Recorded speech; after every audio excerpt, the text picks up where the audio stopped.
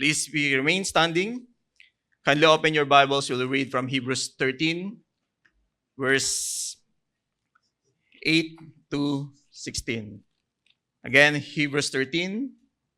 We're reading from verse 8 to Hebrews 13, verse 8 to 16. Nandiyan na po kayo, sabayan nyo na lang po ako. Jesus Christ is the same yesterday and today and forever. Do not be led away by their bursts and strange teachings, for it is good for the heart to be strengthened by grace, not by foods which have not benefited those devoted to them. We have an altar from which those who serve the tent have not right to eat. For the bodies of those animals whose blood is brought into the holy places by the high priest as sacrifice for sin, are burned outside the camp. So Jesus also suffered outside the gate in order to sanctify the people through his own blood. Therefore, let us go to him outside the camp and bear the reproach he endured. For here we have no lasting city, but we seek the city that is to come. Through him, then let us continually offer up a sacrifice of praise to God. That is the fruit of lips that acknowledge his name. Do not neglect to do good and to share what you have, for such sacrifice are pleasing to God. Obey your leaders and submit to them, for they are keeping watch over your souls as those who will have to give an account. Let them do this with joy and not with groaning, for that would be of no advantage. So this is the word of the Lord. You may now be seated.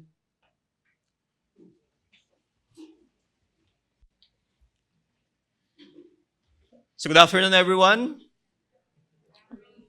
Busog tayo, no? Kaya medyo mahina yung sagot natin. Good afternoon, everyone. Yan. So welcome to our 2 p.m. service. So I am Leo, one of the staff and leaders here in our church. So meron po ba tayong first-time visitors? So naligo naman tayo. Huwag tayong mahiyang magtaas ng kamay. Okay? First-time visitor. Yan. Welcome po. Welcome to our congregation. Welcome to Victory Carmona. Here in Victory Carmona, we only do 2 things. That is to honor God and make disciple. I hope and pray na hindi po ito yung una't huli namin kayong makakasama. As a community, we want to go through with you in our discipleship journey as well as to grow in our life to Christ. So before I start, so nandito po yung, as a church, I believe 4 years ago, we pray that, actually ang galingan ni Lord Sabi natin noon, na kahit hindi lumaki yung Carmona, basta Carmona will send people to the nations. That Carmona will be a missionary sending church. But hindi ganon ka-limited yung grace ni Lord. He gave us expansion. And then, andito po yung 10 days team natin. We're going to Vietnam. So kasama po ako at si Kuya Bong. So kami po yung mga... Actually, kami lang yung pupunta, but I believe the whole church or churches from Victory Manggahan, Victory GMA, Dasma, Molino, and may nakalimutan ba ako? And Carmona, syempre. The whole churches, I believe, kami lang yung mga hands and feet nyo, but with your prayers, with your giving, we are participating in the mission of God. So pwede ko ba kaanyayahan yung mga 10 days natin at si Kuya Rodel for us to pray? Sige po. Yan. Kasama po kami ni Kuya Bong. So, hindi niyo po kami makikita ng ilang taon, Kuya Bong? Hindi. Ano lang. Send out na ba to? Siya. Send off lang, Kuya. Send off lang. Babalik pa kayo. Oo. Sige. Can we all stand again? Let's stretch our hands to them as we send them off sa 10 days mission nila sa Vietnam, actually. Let's pray, Father God. Salamat po sa heart nila, Lord God, as they obey, Lord, yung command mo, Lord God. Father, we pray that you will honor their faith and obedience as they go to Vietnam, Lord God. I pray, Lord God, that you will use them mightily, Lord God. Shake that nation through them, Lord God. Let there be a move of the Holy Spirit sa Vietnam through them, Lord God. Let it be, Lord, na makita nila na totoo si Christ because of them. Let it be, Lord, na ma-proclaim yung gospel through them, Lord God. Let it be, Lord, na that land will be shaken, Lord God, because of them, Lord God. Let there be, I pray that through them, let there be revival kung saan mo man sila dadalhin, Lord God. I pray, Lord God, that padala mo yung mga people na ready for harvest, Lord God. Yes, Lord. Ipadala mo rin yung mga right connection sa kanila, Lord God, that they can move freely, Lord God, without any restriction, Lord God. I pray, Lord God, that your grace be upon them. I also pray, Lord God, that your anointing be so evident to each and every one of them, that these mighty men and women of God will proclaim your gospel boldly and mightily in that place. I pray for your anointing. I pray for your provision. I pray for your protection, Lord God, as they go and hanggang pagbalik nila, Lord God, be with them, Lord God. Yes. And let it be, Lord, na marinig namin yung miracles na gagawin mo in that place through them, Lord God. Salamat po, Lord, sa buhay nila. Salamat din sa family nila. I pray them for protection sa maiiwan nilang family. In Jesus' name we pray. Amen. Amen. Thank you. Well, thank you, Kuya Rodel. So, tandaan niyo po yung mga pagmumukhang ito. So, kasama po kami ni Kuya Bong dito. And thank you for your support. Sige po, pwede tayo maupo. Thank you for your support as well as our prayer. So, I thank also dun sa mga taong nagpe-pray for us na pag-alis namin or even now, thank you for holding the rope for us. We believe na hindi namin to kaya without you and syempre by the grace of God. So thank you once again.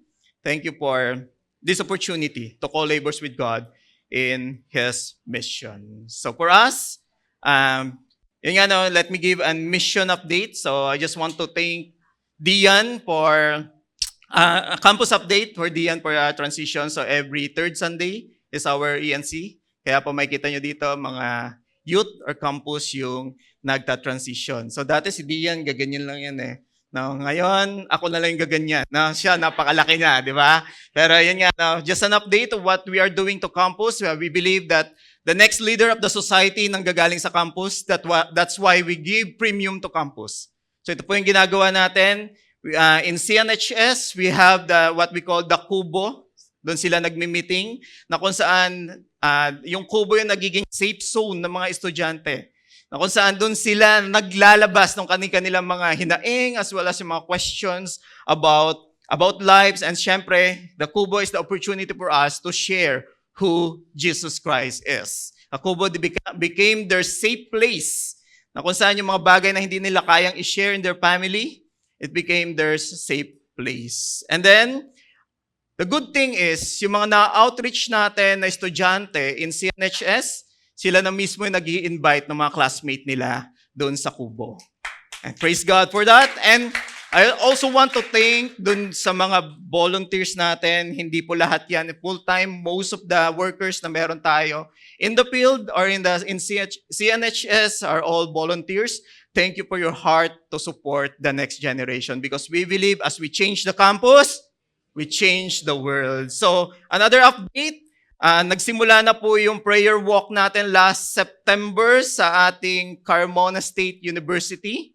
So, tuwan-tuwa si Vince. Thank you, Vince, for leading, for being part of the of volunteering in Carmona State University. So, please pray for us, pray for our campus, because we believe that the next generation leaders, the society someday will be transformed as we transform the campus for Jesus Christ. So yan po yung mga update natin at yung mga ginagawa natin throughout this week in our campus ministry.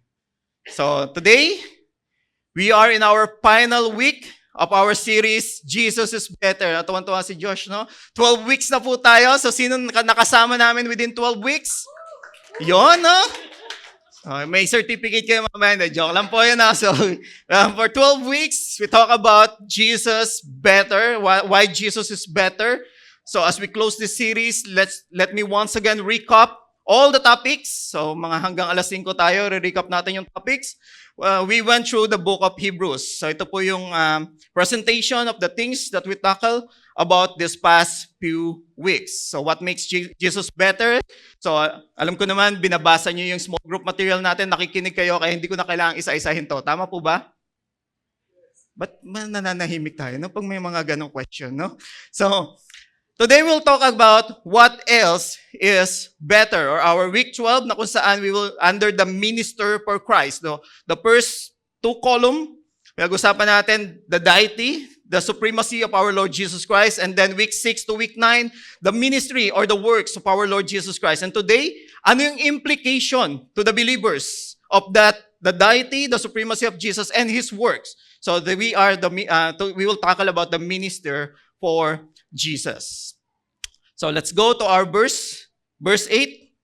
Sabi dito, familiar verse, Jesus Christ is the same yesterday and today and forever. If you will examine chapter 13, pag tinignan niyo yung chapter 13, 1 to 7, nagkaroon ng exhortation about Christian ethics. And then sa 9 onwards, nagkaroon ng exhortation about the false doctrine or some doctrine na not aligned to Christianity. Then in verse 8, sabi ko, but parang siningit lang to, Jesus is the same yesterday, today, and forever. Yung tipong gumagawa ng exhortation yung author of Hebrews, then parang, may nakalimutan siya, sige, sulat ko na lang to. Parang ganun yun na yan. Actually, read it, and nakaka-amaze lang how God will reveal to us na everything na nasulat sa Bible, God intentionally write it for us. So, sabi nga natin, week 1 pa lang, the Bible is written not directly to us, but it will benefit us. So these are the things that we're going to study today as we unpack this Hebrews, the last part of our Hebrews series. So, Jesus Christ is the same yesterday and today and forever. Sabi ko nga kanina, parang siningit lang, pero we have this saying in theology that scriptures interpret scripture. To answer this question, ano ba yung, in what sense Jesus is always the same? To answer this question, let's look to the scripture. Hebrews 1:12, na kung saan unang binanggit yung same. Sabi doon, but you are the same, and your years will have no end. So medyo malabo pa. Ano yung same? Tama?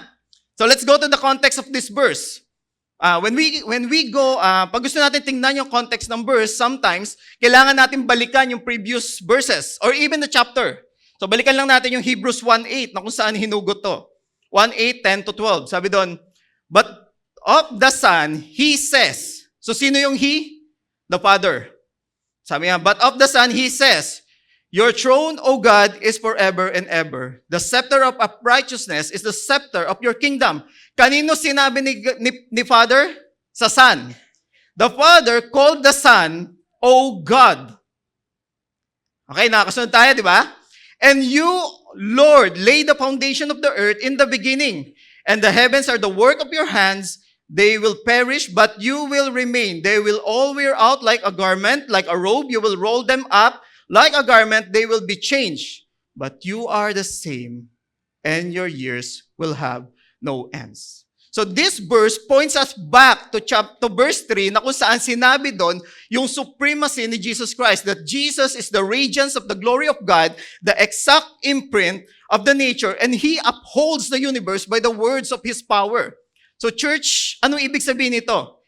This means the sameness of Jesus Christ in Hebrews 13 verse 8 is the sameness of God.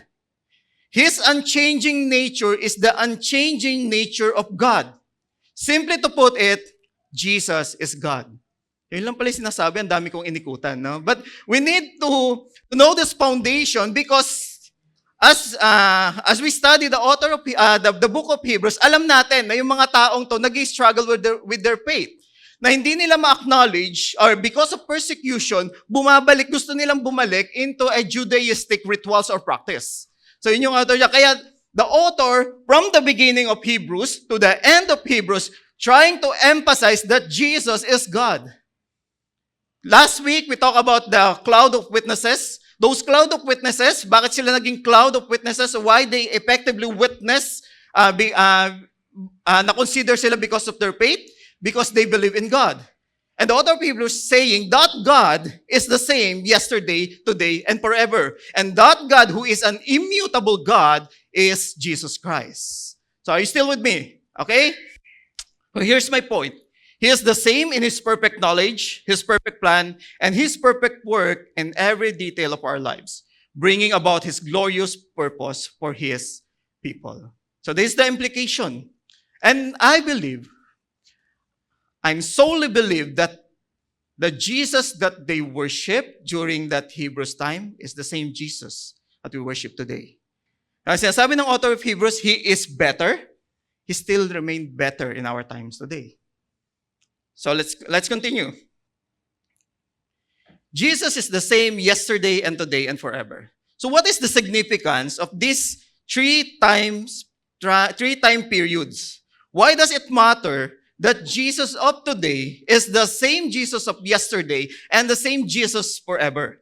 So it is crucial that Jesus Christ is the same yesterday as He is today, because yesterday is when He showed us in history who truly He is.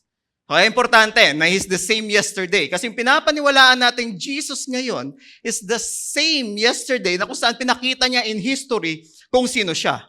It is crucial also that Jesus is the same today as He was yesterday, because today is where we have fellowship with Him and relate with Him as one we know through His life and work recorded in the Scripture. So we believe that the Scripture, that the Bible is the absolute in our authority, conduct, and life. So if Jesus' word is in the Bible, He talks about the ethics or how a Christian will live a Christian life. So that is same today. So kaya yung Bible, the Word of God, hindi yan kumukupas, hindi napapanis. It is always new every day of our lives. Because the God who spoke in the Bible, in our history, is the same God who spoke to us today. That's why it's important. It is crucial that Jesus is the same today as He is yesterday. And it is crucial that Jesus Christ is the same forever as He was yesterday and today. Because all of our hope, yung mga sinasabing hope in the Bible na pinangahawakan natin, crucial na si Jesus is same forever. Kasi yung hope na yon na binigay in the patriarchs of the people is the same hope na meron tayo, those who are engrafted to the family of God. So ano ibig sabihin lang nun? Yung hope natin, hindi yan part of the history. Yung hope natin, pinangahawakan natin ngayon, grace ni God in the presence as well as what we look forward in the future. That's why it is important for us to understand that Jesus is the same yesterday, today, and forever. So, nasa introduction pa lang po ako. Okay lang po ba? Okay. That's why Jesus is the kaya nga nung week 10, sinabi natin, Jesus is our better possession. Because wala nang iba pang pwedeng, how many of us believe na sa tayo, embedded yung yung pagiging eternal sa atin. Kaya nga wala tayong anong tawag doon? Wala tayong, yung hindi matapos-tapos yung needs natin. Tama? O walang pwedeng makapag-satisfied sa atin dito sa mundong ito. Kaya nga ito na naman tayo eh. Kaya nga usapan kasi namin ito na nakagrab ako kahapon. Sabi, pwede naman pa 1,000 lang yung kupit, pero bakit kailangan umabot ng ganito? Di ba? Kasi nga walang satisfaction yung buhay natin here on earth. Kasi the eternality is embedded unto us. We are created in the image of God. And the God who created us is eternal. That's why eternality is embedded to us. Walang katapusan yung needs natin at hindi pwedeng is-satisfied ng mundong ito. As the Bible says, we are just a bypassers of this world. We are a foreigner and aliens. Tingnan mo yung katabi mo. Foreigner yan, hindi yan aliens. Okay? We're just here. Sandali lang yung buhay natin dito because we are destined for eternity. And it is our choice, by the God, ginawa ni Lord lahat ng paraan, lahat ng pwedeng isacrifice by His grace for us na makasama niya, but still, it is our decision for us kung saan ba natin siya makasama, in eternity, in heaven, or in hell. That's why the author of Hebrews sabi doon, if you hear His word, do not harden your heart. Okay? So what we know about Him from yesterday gives us confidence to walk with Him today by His Spirit, the same Christ we have come to know, love, and rejoice in is the very Christ we will know and enjoy more and more for all eternity. So Jesus is better than everything this world can offer. Yesterday, today, and forever. So what is this? What is the implication of this truth? First, let us consider the connection background. So balikan natin yung mga verses before verse 8. Sabi nito na, let brotherly love continue. Do not neglect to show hospitality to strangers, for thereby some have entertained angels unawares. Remember those who are in prison, as though in prison with them, and those who are mistreated, since you also are in the body. Actually, if we will read Hebrews 13, there's a lot of imperatives na binigay ng author of Hebrews. So anong ibig sabihin ng imperatives? There's a lot of commands. So meron lang yan 25 verses, pero yung commands na binigay ng author of Hebrews, 13. So lampas kalahati. Kalahati ba? Lampas. Tama ba, Rachel? Di ba? Lampas kalahati. No? Sabi ko nga, preacher ako, hindi ako mathematician. Di ba? Lampas kalahati yung yung command. So, hinighlight ko yung mga commands na meron dito as I flash the verse, pero hindi na natin masyadong tatambayan kasi nga for the sake of time, dito yung mga taga-ibang sabihin na yung Carmona, OT-OT, no? Yeah. Hindi totoo yun, okay? Tama ba, Josh? Hindi, ang taas ng kilay ni Josh. Sabi dito, this is the command of Christian ethics. Let brotherly love continue. Actually, in other translation, continue brotherly love. So the continue, let continue. So this love in the church or other believers. So ito yung ibig sabihin doon. The brotherly dyan is the Philadelphia, which means brotherly love. So paulit-ulit. So the love in the church or other believers, the early Christian movement, during their time, yung early Christian movements, meron silang tinatawag na fictive kinship. So ano ibig sabihin ng fictive kinship? Kaya nga yung tawag natin sa isa't isa, di ba? Brother, sister. So magkakamag-anak ba tayo, magkakapatid? No. That is a fictive kinship. Ibig sabihin, we treat each other as part of the family kahit hindi tayo magkakamag-anak. That is the meaning of the brotherly love here. In both language and lifestyle, they treated one another like a family. O sabi ng author of Hebrews, let brotherly love continue. So that's why dito sa church, ang tawag po natin dito is spiritual family. Because we believe that as we put our faith in our Lord Jesus Christ, we were engrafted to the family of God. Kaya tingnan mo yung katabi mo, kapatid mo yan, tanggapin mo. Okay? In Christ. So, in both language, ayan. And then sabi niya doon, remember John 13:35, ano sabi ni Jesus doon? But this, all people will know, you are my disciple, if you have loved one another. So, it is a command for us to love one another. Tingnan mo yung katabi mo, kahit hindi yan kamahal-mahal. Hindi naman, di ba? Kamahal-mahal yung katabi mo, di ba? Kailangan natin mahalin yan. Yeah. Kasi nga, minahal tayo ng Panginoon kahit hindi tayo kamahal-mahal.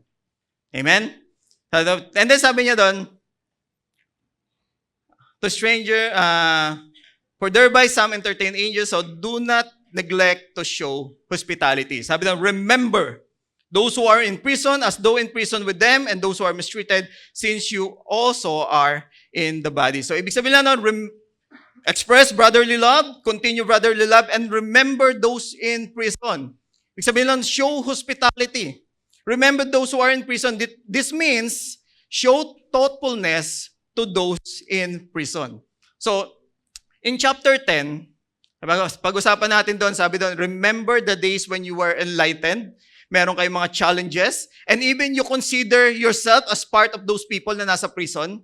So, yun yung pinapa-remind ulit ng author of Hebrews to remember those who are in prison. So as a member of the body, believers were called to serve the suffering as if they themselves were enduring the same horrors. So, bigyan ko lang ng context, ang picture kung ano itsura ng first century Roman prison. Actually, it is crowded and it is dark na kung saan prone to abuse yung mga prisoner na nandun. So, since prone sila to abuse and then sobra yung baba ng tingin sa prisoner, hindi sila most of the time, hindi sila nabibigyan ng pagkain or their needs. That's why the author of Hebrews encourage or urge those people to remember those who are in prison. Alalahanin mo sila na parang kayo mismo yung dumadaan sa ganitong senaryo. These are Christian ethics in relation to others. So, Jesus the same yesterday, today, and forever. I believe this is the teaching of Jesus Christ. In Matthew 25:35-40, for I was hungry and you gave me food. I was thirsty and you gave me drink. I was stranger and you welcomed me. I was naked and you clothed me. I was sick and you visited me. I was in prison and you came to me. And the king will answer them, truly I say to you, as you did it to one of the least of these my brothers, you did it to me. So Jesus the same yesterday, today, and forever. The teaching of Jesus yesterday is the same teaching na saan isasabuhay natin today at habang nabubuhay tayo dito sa lupa sa mga susunod pang panahon. These ethics portray the true gospel to the world, encourage others to believe in Christ, and bring glory to God. Then the writers shift the focus from other people to personal. Hebrews 13:4-5. Let marriage be held in honor among all. Let the marriage bed be undefiled, for God will judge the sexual immoral and adulterous. Keep your life free from the love of money, and be content with what you have, for He said, I will never leave you nor forsake you. Familiar with the verse? Keep your life from the love of money, the multitude, the sermon of Jesus on the Mount. Ito yung sinabi niya. So in Roman culture, immorality was considered normal. Actually, yung lalaki sa Roman culture, nag-aasawa sila at the age of 30 pataas. So ganun. Pero before they get married or bago sila ikasal, they enjoy the world. Pwedeng sumasama sila with prostitutes, and some history says even to male. So ganun yung immorality in the Roman culture during the first century. Pero ang sabi ng author of Hebrews, let marriage be held in honor among all. We must guard our moral values. God placed great value on the relationship between husband and wife, using it as an analogy of the coming wedding of the Lamb and His bride. Ganon pinapahalagahan ng Diyos yung marriage as well as the marriage bed be undefiled. So Hebrews 13:5 says, keep your life free from the love of money.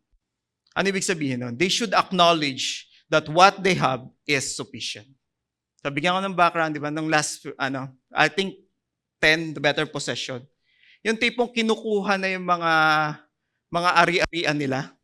Pero ang sabi ng author of Hebrews, keep your life free from the love of money. Yung, remember, they should acknowledge that what we have is sufficient. No, parang ang hirap, no? Kinukuha na lahat ng mga kabuhayan mo, tinatanggal na kayo sa society of Jewish society because you proclaim Jesus or you become Christian. And then sinasabi pa ng author of Hebrews, maging satisfied kayo sa kung anong meron kayo. No, sana ganito yung ganito yung attitude natin towards what we have. So their possession has been seized. They were treated as outcasts, and history even records that they have heavier tax. Remember that the Christianity during that time, hindi sila ina-acknowledge ng government. Kaya kahit anong gawin nila, pagpapataw ng buwis, mas malaki kaysa sa mga normal na Roman citizens. So ganun inaabuso yung mga Kristiyano. Pero ang sabi nun, keep your life free from the love of money. Ito nga, dumadaan sila sa kawalan, sa kakulangan, pero ito pa rin yung binibigay sa kanila. How much more tayo? Kasi dito may pera. Wala? Bahala kayo. Nakikita ni Lord yan, di ba? Wala pa. Okay. Sabi doon, keep yourself from the love of money. Yet, in the midst of the loss and hardship, the author points them to greater security. Ito yung sinasabi yan, na yung security mo, hindi yung possession na meron ka. Yung security mo, hindi yan yung numbers na nasa bank account mo. Yung security mo, hindi yan yung laman ng bulsa mo. Sa akin, wala. Buti na lang. Not money, not possession, but the unshakable promise of God's presence. Kaya sabi niya doon, I will never leave you nor forsake you. That's why in verse 6, it declares, so we can confidently say, the Lord is my helper. I will not fear.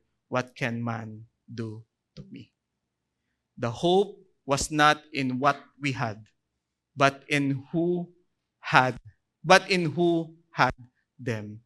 And the same is true for us today. Our security is not in wealth or possession, but in the faithful presence of Christ who holds us forever. Ulitin ko yan, no? Our security is not in wealth or possession, but in the faithful presence of Christ who holds us forever. Then in verse 7, another imperative given by the author of Hebrews. Remember your leaders. Those who spoke to you the word of God. Consider the outcome of their way of life and imitate their faith. Remember those who lead you in Christ and imitate their faith.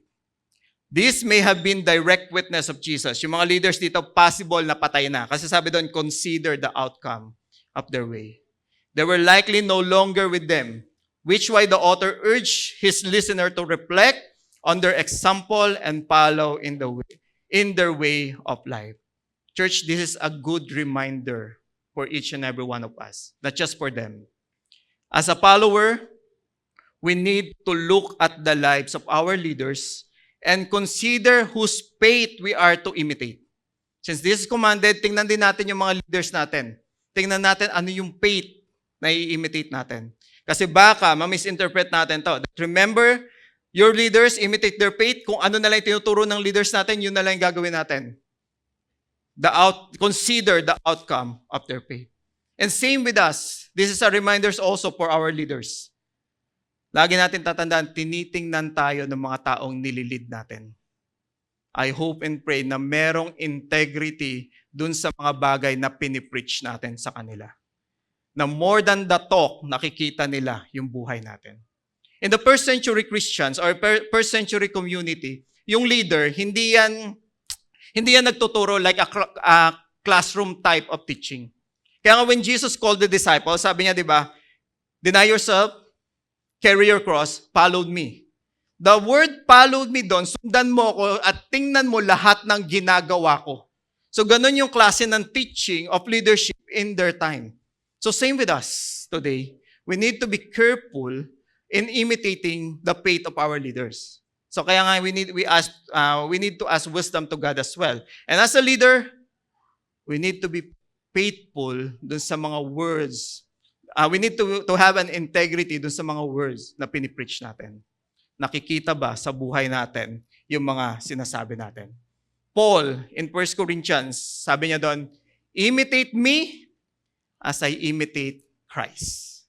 Jesus is the foundation. Bumabalik lagi kay Christ. That Jesus is the foundation how we live our Christian lives, how we lead other people.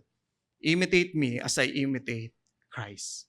So when the author of Hebrews commanded the believers to consider the outcome of their leaders' faith, he was urging them to observe with wisdom how their leaders relate to the community of believers, how they treated strangers with hospitality, how they honored their marriage relationship, and how they demonstrate financial integrity, then live a life like this. Ito rin yung advice ni Paul to Timothy as well as to Titus. Tingnan nyo yung buhay ng mga leaders, tingnan nyo yung outcome of their faith, then imitate their faith.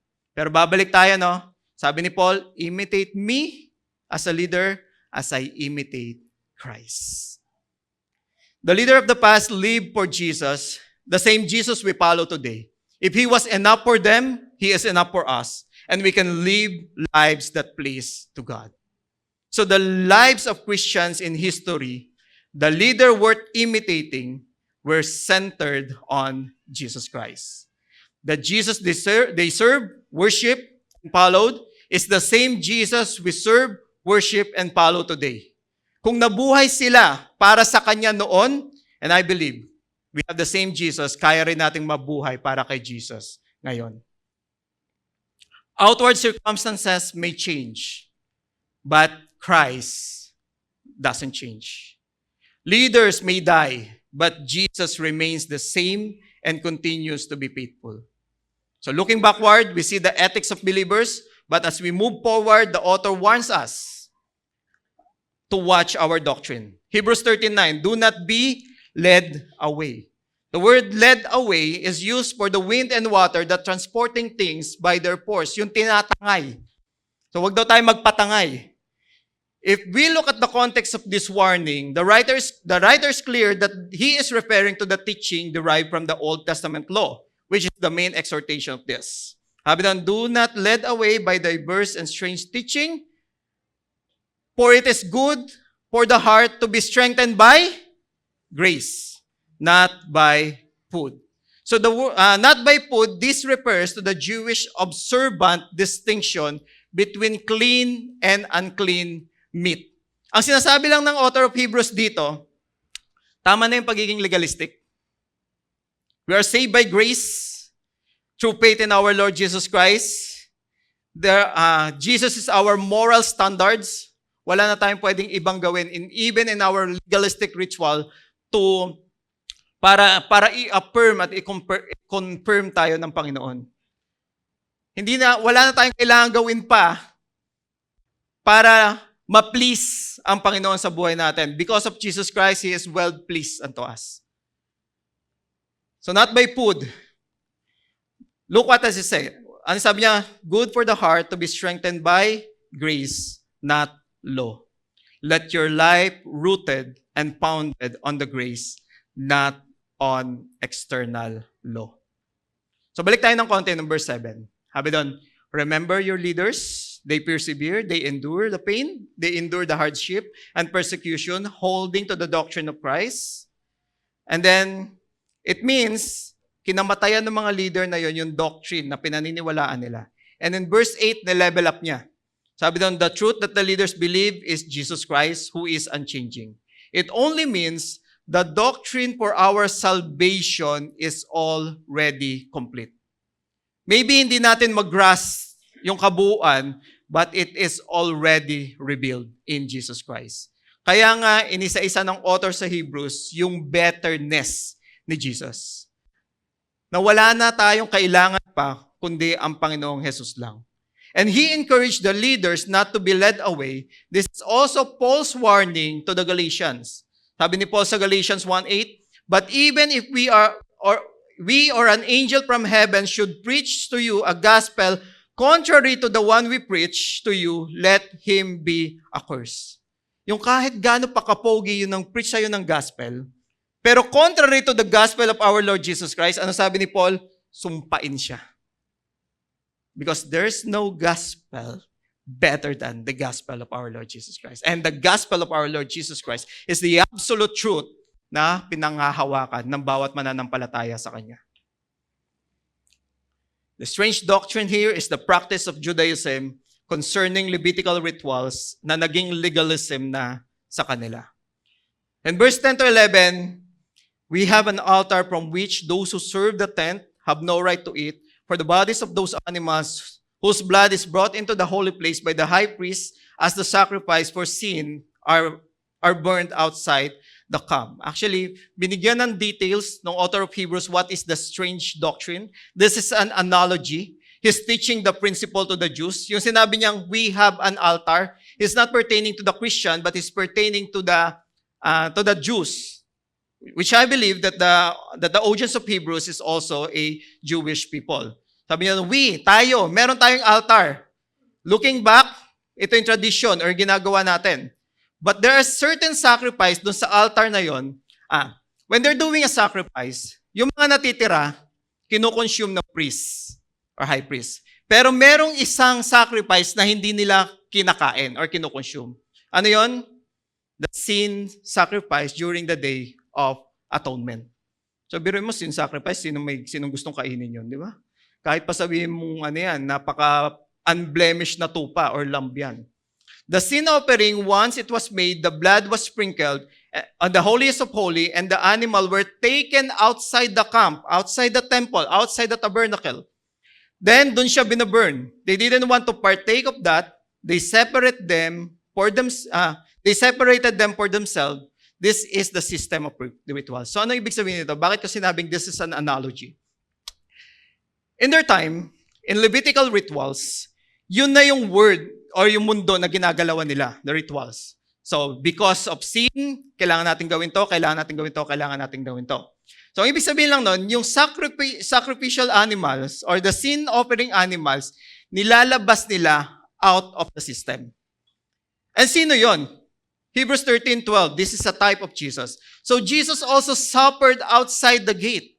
So, yung animal na yon na ayaw nilang i-consume kasi this is for sin offering, tinatapon nila or binuburn nila outside the system. Sabi ng author of Hebrews, Jesus also suffered outside the gate in order to be sanctified the people through His own blood. Remember, Jesus, saan siya pinako? Outside Jerusalem. All those legalistic people inside the Jerusalem, mga Sadducees, Pharisees, ano ginawa? Hiniwalay siya in that system. Kaya siya pinako outside Jerusalem. And then sabi doon, since alam natin that Jesus Christ sacrifice outside the system, ito yung advice ng author of Hebrews sa audience niya. Therefore, let us go to him outside the camp and bear a reproach he endured.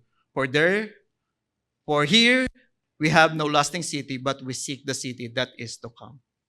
So you and I, Christian believers, must be willing to go outside the system of the world and bear the reproach, the shame that both the sin offering and Christ Himself bore when He was rejected for Him. So parang, ito yung nakagawian, ito yung comfort na meron tayo. Pero sabi ng author of Hebrews, si Jesus ni-reject ng comfort na yun or ng system na yun. So tayo, as followers of Christ, hindi yung comfort natin o yung possession or anything na meron tayo is nasa system ng mundong ito. We need, sabi doon, let go to Him outside the camp. So, ang implication kasi nito, when you go outside the camp, nagiging outcast ka, hindi ka acceptable sa society, pwedeng magkaroon ng, hindi pwede, nagkakaroon ng persecution, nagkakaroon ng maraming challenges, at iba yung tingin sa'yo ng tao. Pero the author of Hebrews remind us na kahit pa hindi ka tanggapin ng society, kahit pa magkaroon ka ng suffering, kahit pa itakwil ka ng sino man, as long as you're following Jesus outside the camp, outside the system, Jesus is better than anything and everything na pwede mo makuha. Of course, we will suffer. We will be rejected. But for the sake of Christ, our suffering is worth it. Kasi sino gusto mag-suffer? Pure Christians, hindi pinangako ng Panginoon na walang suffering. Ano pinangako niya? Kasama mo siya during that suffering. He will never leave you nor forsake you. There's nothing better than Jesus. So we reject strange doctrine, we endure suffering, and we hold fast to Him. There's nothing better than Jesus. That's why we don't chase after strange doctrines. We don't run back to old rituals. We don't cling to the shadow of the law. There is nothing better than Jesus. So let us endure. Let us endure suffering with Him. Let us bear rejection with Him. Let us hold fast to the truth of His word. He is the same yesterday, today, and forever. Verse 13, through Him, then let us continually offer up sacrifice of praise to God. That is the fruit of lips that acknowledge His name. So another command, do not neglect to do good, to share what you have. For such sacrifice are pleasing to God. Jesus, the better sacrifice, has already fulfilled everything needed for the forgiveness of sin. So the question is, does God still require us or require any sacrifice from those who believe in Christ? So since Jesus already fulfilled everything, may nire-required pa ba tayo ni God? The answer is yes. Sabi ng verse na to, in this verse, there are two kinds of sacrifice God wants. The one with words and the one in deeds. Pero sabi doon, take note, yung words natin, our praises to God, and yung good works na meron tayo, sabi doon, through Him. Take note the praise through Him. There is only one way to God, which is our Lord Jesus Christ. We cannot offer acceptable sacrifice to God apart from Jesus Christ. So sino dito kaya mong purihin? Ito. We are enemies of God. That is the book of Romans says. Sabi ni Paul, we are all enemies of God. We deserve the wrath of God. So sa tingin mo, yung kaaway mo, pag praise mo, acceptable sa kanya? Tatanggapin niya? Sino dito may ganong kaaway? Uy, thank you, praise mo ako. Diba? Hindi. Because we are all enemies of God. Kaya sinabi dito, in-emphasize ng author of Hebrews dito, through Him, through our Lord Jesus Christ. Apart from our Lord Jesus Christ, wala tayong pwedeng bigkasing papuri sa Panginoon na magiging acceptable sa Kanya. Apart from our Lord Jesus Christ, wala tayong pwedeng gawing mabubuting gawa na acceptable sa Kanya. Isaiah says, all our good works are like a filthy rags in front of God. Without Jesus Christ, those things are in vain. Kaya ito lang yun, strange doctrine. Yung mga taong, wala sa Carmona na, yung mga taong, they worship God, they worship the Father without Jesus Christ. I believe they worship in vain. Because the worship of our mouth that is acceptable to God is through our Lord Jesus Christ. Jesus bridged the gap between the lost humanity and the holy God. That's why without Him, ano man yung worship mo, gaano man kaganda yung pagkanta mo, yung tipong tulo na yung luha mo sa pagkanta mo, without Jesus Christ, that is in vain. So that is the strange doctrine. So the lips begin and added to the sacrifice of life. So the Christian ethics in verse 1 to 7 are pleasing sacrifice to God. That is the good works. Do not neglect to do good works. Balikan ko lang, foundational. We're doing good works not to earn our salvation, but we're doing good works because we are already saved. Okay? Good works is not a prerequisite of salvation. But as a Christians, our good works will witness to other people how great our God is. Our good works will prove our salvation to the audience of this world. That's why we're doing good works. Okay? That is foundation. Sabi doon, do good works to share what you have. And here's my question. So may dalawang offering na ina-accept si Lord, or sacrifice. The sacrifice of our lips and the sacrifice of our life. Which is, pag tinignan natin, everything na ginagawa natin must be a pleasing sacrifice to God. But here's my question. Paano mo pinamumuhay yung buhay mo ngayon? Nagiging act of worship ba siya sa Panginoon? O binibigay lang natin sa Panginoon kung ano yung natitira? O binibigay lang sa atin sa Panginoon yung kind of worship na may blemish? Those crippled animals or the lame? Are we giving the best to Him? So as I close, let me give this analogy of the altar and the stage as we talk about sacrifice, as it relates to sacrifice of God. So the altar, the stage. So this is our generation today. Most of us, nakikita natin the church, even in the church, na nasa stage tayo. But I hope and pray, magbago yung perspective natin. In Genesis, every time Abraham experienced the goodness of God, he built an altar. Bakit? A reminders that God being good to him on that place, a worship to God, remember His promise, declare His faith, and surrender in obedience. The cross of Jesus Christ is an altar whereon His body was offered.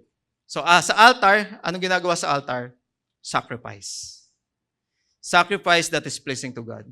The altar is a place of surrender, while the stage, a place of performance.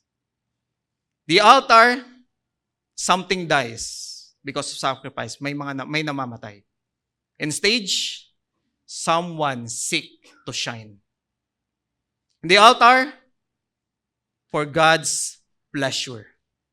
The stage, being seen, being uploaded, and being admired. Here's my question. Are we living our lives on the altar or on the stage? We need to calibrate ourselves as well. Every time ba na pumupunta tayo in church every Sunday, para ba tayong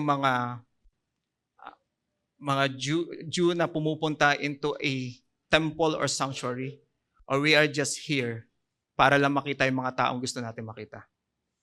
In the ministry, every time we come up into the stage, paano natin kinukonsider yung stage na to? Is it an altar? Sacrifice pleasing to God? Or just to perform?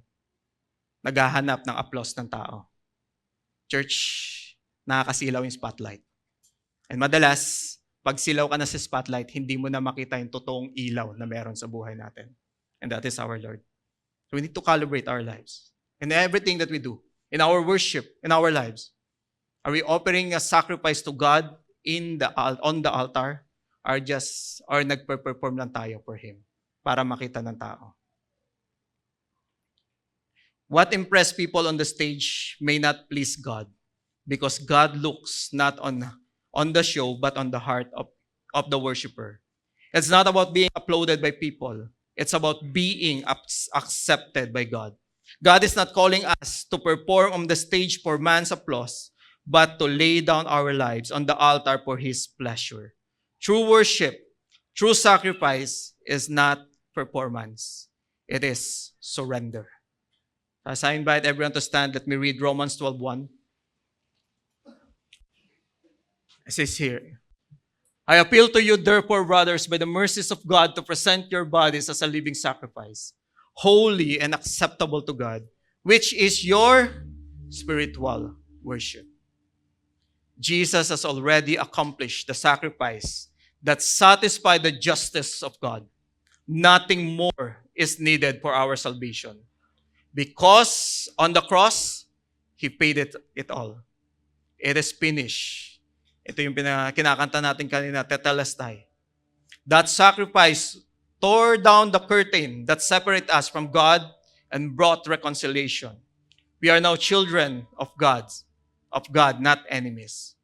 But now, as a believer in Christ, we are not called to repeat His sacrifice. We are called to respond to it. How? By living a life that pleases Him. By offering our own sacrifice, not for salvation, but out of gratitude. The author of Hebrews tells us that our sacrifice come in two forms. The fruit of our lips, our worship, our thanksgiving, our confession of His name, and the fruit of our lives, our obedience, our good works, our love for others. So every time we sing, every time we serve, every time we give, every time we endure suffering for His name, we are laying a sacrifice on the altar. And because of Christ, God is pleased with it. There is nothing better than Christ. Therefore, through Him, let us offer a sacrifice of praise that is pleasing to God with our lips and with our lives. Shall we pray? Lord Jesus, thank you that you have already offered the perfect sacrifice that satisfied the justice of God and brought us reconciliation. Truly, there is nothing better than you. Today, we ask you to help us in our lives. To help us not to live for the stage of men applause, but to live on the altar of surrender, where our lips and our lives become sacrifice of praise, holy and pleasing to you. Lord, strengthen us.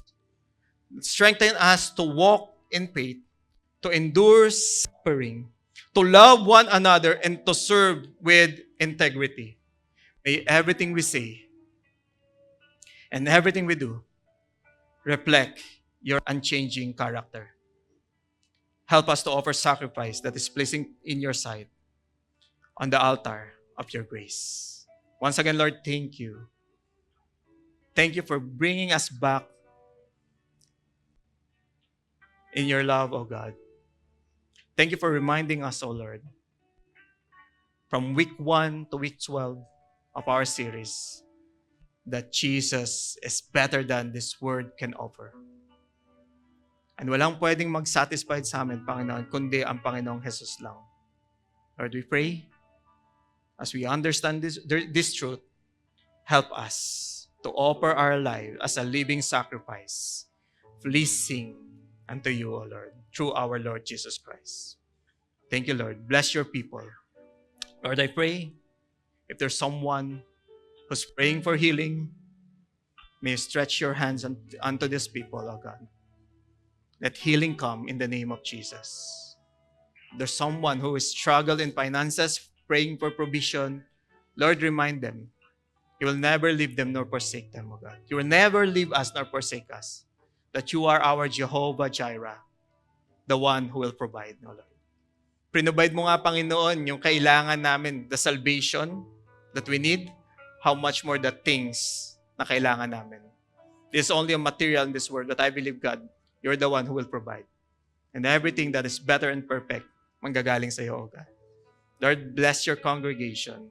Let love be upon us in every day, in every area of our lives, O Lord. Anoint our lips, O Lord, that every time we will speak, there will be life, there will be light, O God.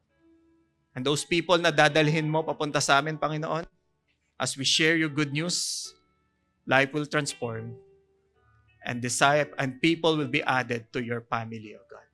At the end of the day, this is our desires, that every nation will bow, every tongue will confess that Jesus is the Lord of Lords, the King of Kings. We will glorify and honor you. You are holy, holy, holy. Let me bless you. Now, may the God of peace, who brought again from the dead our Lord Jesus, the great shepherd of the sheep, by the blood of the eternal covenant, equip you with everything good that you may do his will, working in us which is pleasing in his sight, through Jesus Christ, whom the glory forever and ever. Amen. Church, I send you off in the name of the Father, of the Son, and of the Holy Spirit. Go and make disciples. God bless everyone. See you next week for our brand new series.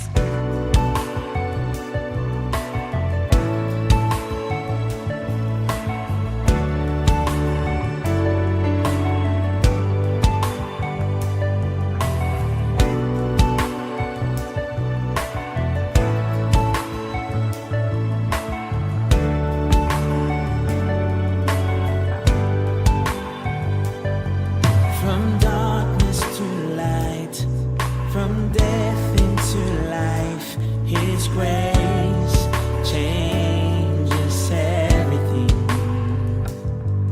From broken to whole, still to whiter than snow, His grace changes everything. His grace changes everything. There's no sin too great, there's no pain too deep. The cross declares it is done. There's no shame too real that His love won't heal. Forever the victory is won.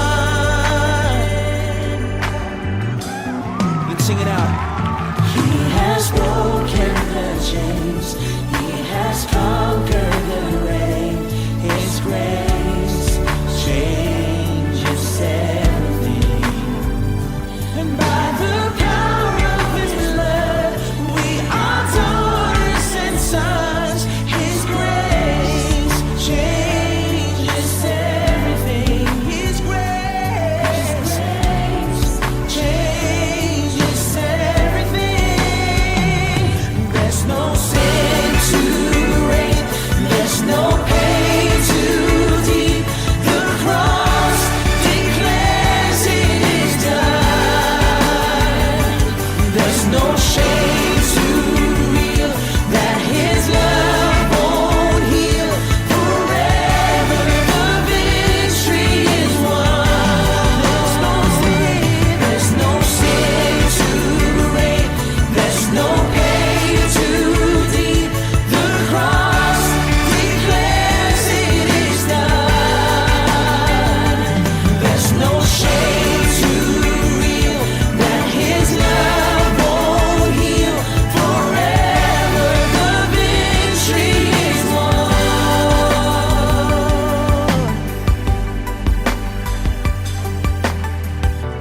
It is finished. It is finished. The victory is won. is finished. It is finished.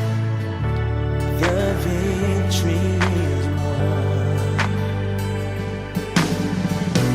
It is finished. It is finished. The victory is won. It is finished. It is finished. The victory is won. It is finished. It is finished. The victory is won. It is finished. It is finished. The victory is won. It is finished. It is finished. The victory is won. It is finished. It is finished. The victory is won.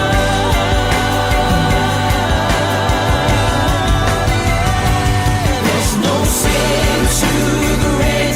There's no pain too deep. The cross declares it is done. There's no shame too real that His love won't heal. Forever the victory is won.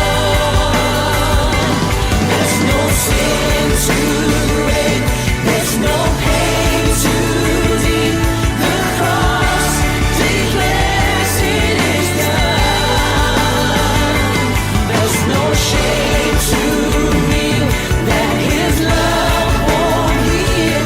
Forever the victory is won.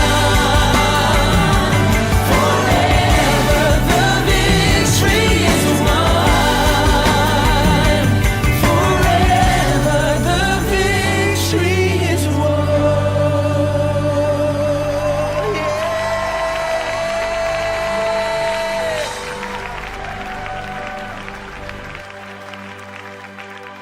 Forever victory is won.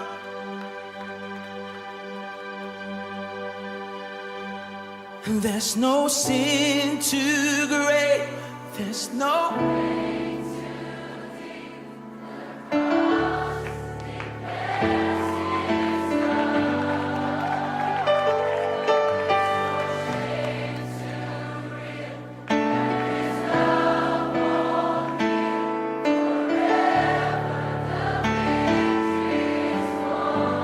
Come on, we sing. There's no sin too great. There's no pain too deep. The cross declares it is done. And there's no shame too real that His love